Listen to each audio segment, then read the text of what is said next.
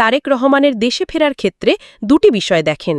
তার মতে একটি ফেরা হতে পারে রাজসিকভাবে লালগালিচায়, সেটি হতে পারে নির্বাচনে জয়ী হয়ে অথবা সরকার গঠনের আগে পরে, আরেকটি হতে পারে নির্বাচনের জন্য সরকারের উপর চাপ তৈরি করতে বিশেষ প্রয়োজনে। সংশ্লিষ্ট ব্যক্তিরা বলছেন এর একটি হতে পারে জাতীয় নির্বাচনের তফসিল ঘোষণার ঠিক আগে অথবা তফসিল ঘোষণার পরপর। এ সময় দেশে ফিরে তিনি দলের পক্ষে একটি জোয়ার সৃষ্টি করে নির্বাচনে ভালো ফলাদায় ভূমিকা রাখতে পারেন। অন্তর্বর্তী সরকারের প্রধান উপদেষ্টা অধ্যাপক মোহাম্মদ ইউনুস ও তারেক রহমানের মধ্যে ১৩ জুন লন্ডনের ডরচেস্টার হোটেলে বৈঠক হয়। প্রধান উপদেষ্টা মোহাম্মদ ইউনুস ও তারেক রহমানের যৌথ ঘোষণা অনুযায়ী আগামী বছরের ফেব্রুয়ারির প্রথমার্ধে নির্বাচন অনুষ্ঠান হওয়ার কথা।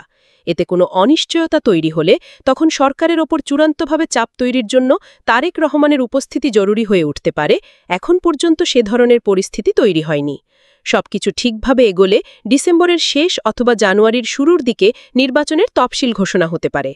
ধারণা করা হচ্ছে তারেক রহমান দেশে ফেরার পর গুলশান ২ অ্যাভিনিউ রোডের ১৯৬ নম্বর বাড়িতে থাকবেন।